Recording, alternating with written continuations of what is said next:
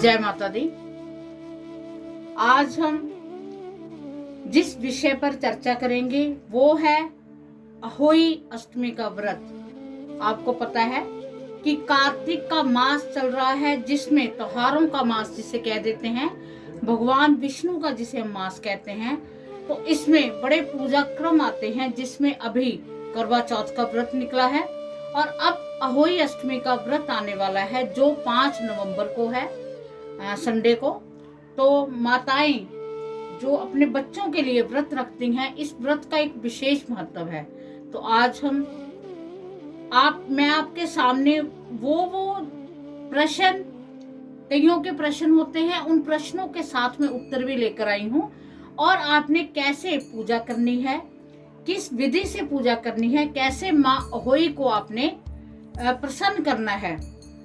तो ये जो अहोई अष्टमी का व्रत है, ये किस रिगार्डिंग रखा जाता है। जैसे हम कह देते हैं कि करवा चौथ का व्रत हम अपने पतियों की दीर्घ आयु के लिए औरतें रखते हैं, ऐसे ही ये अहोई अष्टमी का जो व्रत है,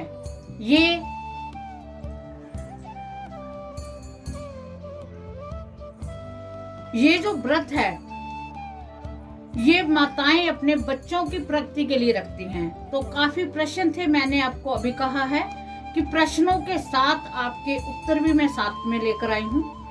कईयों के प्रश्न होते हैं कि ये व्रत जो बेटे के लिए रखा जाता है, तो हमारे बेटी हैं, क्या हम इस व्रत को रख सकते हैं। तो संतान के लिए रखा जाता है। संतान में बेटे और बेटी का कोई भेदभाव नहीं होता। तो आप अपनी बेटी के लिए इस व्रत को रख सकते हैं, इसमें कोई संशय वाली बात नहीं है। हमने संतान की उपलब्धि हेतु भगवान से प्रार्थना करनी है, माँ जगदम्बा से प्रार्थना करनी है, जिससे वो हमारे बच्चों की दीर्घ आयु करे, उसके साथ उनको अपने क्षेत्र में कामयाबी मिले और उनकी जो मन इच्छा है, हम चाहते हैं कि हमारे बच्चे तरक्की करें। तो आज हम व्रत करके, उपवास रख के अपने बच्चों के हेतु, बच्चों के कार्य प्राप्ति के हेतु हमने इस व्रत को करना है। एक और प्रश्न आया कि जिनके बच्चा नहीं हुआ, क्या हम व्रत को रख सकते हैं, क्योंकि इस व्रत को संतान का व्रत कहा गया है। जी बिल्कुल, जिनके बच्चा नहीं हुआ, जो नवविवाहित जोड़े हैं, उनको भी, और जिनका कई सालों से बच्चा नहीं हुआ, आप बच्चे के इंतजार में हो, तो आपको इस अहोई अष्टमी का व्रत अवश्य रखना चाहिए। इसकी जब आप कथा को श्रवण करोगे तो आपको पता चलेगा कि इस व्रत का क्या महत्व है। आपकी सोनी झोली भर जाएगी। आप प्रार्थना, कहते हैं कि हमें जहाँ विश्वास होता है, प्रार्थना और आस्था, जब दोनों चीज इकट्ठी हो जाती हैं तो हमें परमात्मा बहुत कुछ देता है। तो हमने माँ की आराधना ही करनी है। इसमें भी माता रानी है। माता रानी के अलग अलग रूप हैं, इनको अलग अलग स्टेट्स में अलग अलग ढंग से पूजा जाता है। तो आज मैं पूजा की विधि भी बता रही हूँ। कुछ प्रश्नों के मैंने आपको उत्तर भी दे दिए हैं। पूजा की विधि क्या है कि सुबह आपने नहाना है, नहा धोकर स्वच्छ वस्त्र पहनने हैं, आपने सिर को अवश्य धोना है, संपूर्ण रूप से आपने नहाना है, स्वच्छ वस्त्र पहनकर आपने माँ जगदम्बा के आगे जोत जगानी है, क्योंकि ये जो अहोई अष्टमी की होती है वो कथा होती है।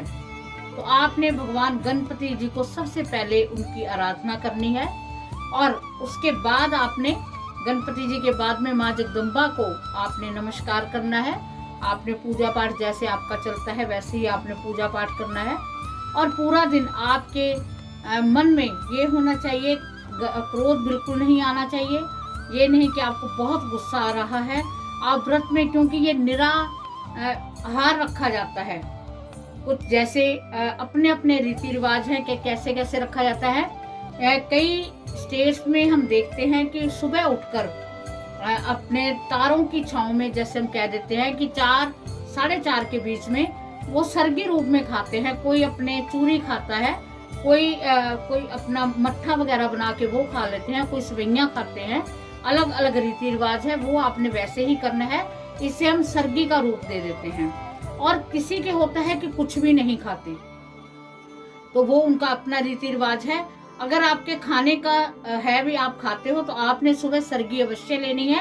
और जब आपने सरगी लेनी है, पहले आपने मीठा खाना है, उसके बाद में आपने जो भी आपकी थाली में परोसा गया है वो रखना है। उसमें प्याज लहसुन, मान लो आप सब्जी से एक फुल्का ही लेते हो तो आपने प्याज लहसुन उसमें नहीं यूज करना, इस बात का आपने विशेष ध्यान रखना है, ठीक है। उसके बाद में आपने नहा धोकर, उसके बाद में आपने एक बार कोशिश करनी है, जो सरगी खाते हैं, सरगी खाने के बाद में आधे घंटे के लिए वो सो जाए, मतलब आंखें बंद कर ले, और उसके बाद में वो जब उठे, उसके बाद में उनका नया दिन शुरू हो गया। उसके बाद में उन्होंने नहा धोकर स्नान करके पूजा पाठ करना है। और इसके लिए आपको जैसे करवे होते हैं, ऐसे ही ये एक छोटी सी मटकी, जिसे झक्करी भी कह देते हैं, है ना, अपने अपने वो होते हैं। कोई स्टील का लोटा लेके करता है, अपने रीति रिवाज से, आपके रीति रिवाज से कैसे करते हैं आपने वैसे ही करना है। उसके लिए आपने क्या बनाने हैं, जैसे घर में ये बच्चों के लिए है तो गुलगुले वगैरह आपने अवश्य बनाने हैं, और पुए कह देते हैं जिसे हम, आपने कोई शकल पारे जैसे हम कहते हैं, मिष्ठान आपने अवश्य अपने घर पर बनाना है, जो कि बहुत शुभ होता है। जब आप इस कहानी को सुनोगे तब भी यही आएगा कि वो जो जिसके बच्चे सोई माता ने ले लिए थे, जब माँ सोई उनको वरदान देती हैं, तो वो अपने घर में मीठे पुए बना बना के अपने बच्चों को खिला रही हैं। और सब देखते हैं कि इसके तो बच्चे ही नहीं थे, ये किन के लिए कर रही है। तो मतलब कहने का मतलब, कहानी इसकी डली हुई है, डिस्क्रिप्शन में आपको मिल जाएगी। तो कहने का भाव, आपने मिष्ठान कोई पुए वगैरह, या जैसे हम शकल पारी कह देते हैं, मीठा अवश्य बनाना है। गुंजिया बनाते हैं लोग, वो भी आप बना सकते हो। और उसके साथ आपने धूप दीप अगरबत्ती वगैरह आपने जोत जगानी है देसी घी की। तुलसा जी को सभी इन दिनों में दीपक अर्पण कर रहे हैं, वो तो आपने जगाना ही जगाना है। और आपने दोपहर के समय में आपने कहानी को सुनना है। सभी सामान आपने साथ में रख लेने हैं। 7 तरह के अनाज आपने हाथ में लेकर कहानी सुननी है, ठीक है। उसमें जो आपने बीच में रखना, उसमें फ्रूट भी रख लेना है आपने, कोई जैसे सेब केला रख लिया, साथ में थोड़ा सा जैसे गेहूं का आटा हो गया वो रख सकते हैं आप, थोड़े से राइस रख सकते हैं, गुड़ की डलियां रख सकते हैं। और साथ में आप दक्षिणा रखनी है। जिनका प्रथम ये अहोई अष्टमी का व्रत है, प्रथम मीन जिनके बच्चा हुआ है, पहला बच्चा हुआ है, उन्होंने साथ में वस्त्र भी अवश्य रखने हैं। जो आपको कहानी सुनाएगा उसको आपने वस्त्र भी देने हैं, ठीक है। ये सारा कुछ रख के आपने एक लोटे में जल लेना है, स्टील के लोटे में अलग लेना है। हाथ में आपने जल लेकर पूरा अपना जो सामान है उसके ऊपर से आपने पानी को ऐसे वार देना है और प्रार्थना करना है कि हे अहोई माता, हम पर अपनी विशेष कृपा रखो। तो आपने इस सारे सामान को रख के माँ अहोई अष्टमी की, या तो कहते हैं कि आप दीवार पर गेरू से उनको उकर सकते हो, पर आजकल जमाना तेज है, नया है, उसमें पहले था जो मिट्टी के घर होते थे वहां पर हम बना लेते थे। आजकल माँ जगदम्बा की, माँ अहोई अष्टमी की जो स्वरूप है वो मिल जाते हैं, जिसे हम कह देते हैं कि कैलेंडर टाइप स्वरूप मिल जाता है। उस कैलेंडर में जगह बनी होती है नाम लिखने की, उसमें अपने हस्बैंड का भी नाम अवश्य लिखना है, क्योंकि हो सकता है कि आपकी जो सासू माँ है वो ना हो, अगर हो तो भी आप अवश्य लिखें उस पर। आपने अपने पति का नाम लिखना है, फिर अपने बच्चों का नाम लिखना है उस पे। वो कौन से पेन से लिखना है? रेड पेन से। रेड पेन से लिखकर आपने उनको सामने रख लेना है, और फिर आपने अपनी कहानी है वो कहानी को सुनना है जैसे आप सुनते हो। अगर आपके पास, जैसे हम कहते हैं कि कोई पंताइन जिसे हम कह देते हैं, नहीं है, तो इसकी कथा मैं आपको बता चुकी हूँ, डिस्क्रिप्शन में मिल जाएगी। इस कथा को चलाकर हाथ में आप 7 अनाज ले लीजिए और वो पूरी कथा श्रवण कर लीजिए। श्रवण करने के बाद जब वो कथा समापन हो जाएगी, तब आपने उनको नमस्कार करके प्रणाम करना है, और वो जो 7 अनाज के जो हैं उसके पल्लू से बांध लेना है, ठीक है। पल्लू से बांधकर आपने अलग अलग रिवाज होते हैं। जो दोपहर को, वैसे इसका विशेष होता है कि तारों को अर्घ दिया जाता है। इसका जो तारा, पहला तारा निकलता है, मीन जब तारे निकल आते हैं तब इसका अर्घ्य दिया जाता है। तो जब आप दोगे तो अब वो 7 अनाज के दाने वो निकालकर साथ में आपको 1 रुपया रख ले, और उस तारे को अर्घ देकर उसके बाद में आपने जल पीना है, फिर आपने अपना खाना खाना है। विधान तो यही होता है। कईयों के होता है कि वो दोपहर को ही व्रत को उपहार देती हैं, जिनके कहते हैं कि बेटे हो जाते हैं। अलग अलग रिवाज है, हरियाणा में मोस्टली इसी रिवाज को मनाया जाता है।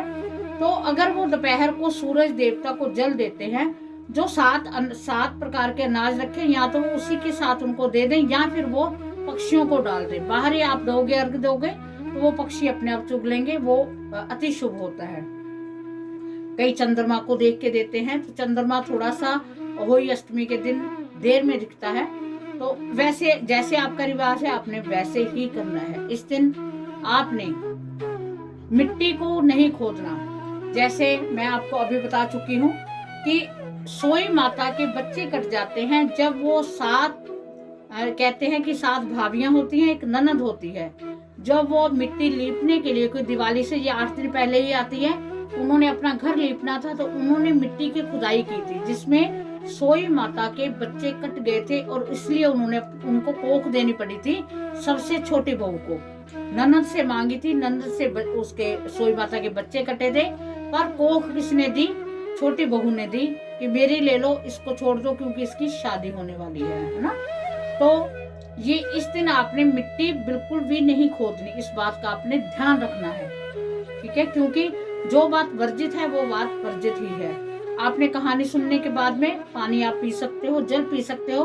फिर मैं वही कह रही हूँ कि बाकी आपके जैसे रीति रिवाज है वैसे कर सकते हो। वैसे अगर कोई फलाहार पे रखता है कि पानी पीने के बाद में फल खा लेते हैं, तो आप खा सकते हो। जैसे आप करना चाहो वैसे आप कर सकते हो। अन्न नहीं खाना। अन्न आपने जब आपने अर्घ दे दिया उसके बाद ही आपने अन्न खाना है। तो अब मैं आपको इसका जो तारे का निकलने का समय है, वो जो समय है वो 6:36 का है शाम को, तारे का अर्घ देने का। और जो चंद्र उदय होगा वो 8:34 पर होगा। अब की बार भी चंद्रमा जल्दी ही निकलना था, बट काफी लेट दिखा, क्योंकि आसमान पे थोड़ा सा धुंध वगैरह की वजह से ये दिक्कत आ जाती है। पर चंद्रमा को अर्घ जिन जो देते हैं वो देते होंगे, बट इसका मोस्टली जो विधान है वो तारे को अर्घ देने का होता है, ठीक है। और जो अष्टमी तिथि का आरंभ है वो 9:29 से मॉर्निंग से हो रही है, पर हम तो व्रत संडे को मॉर्निंग में ही रखेंगे। जो उदय तिथि होती है वही उसी का व्रत रखा जाता है।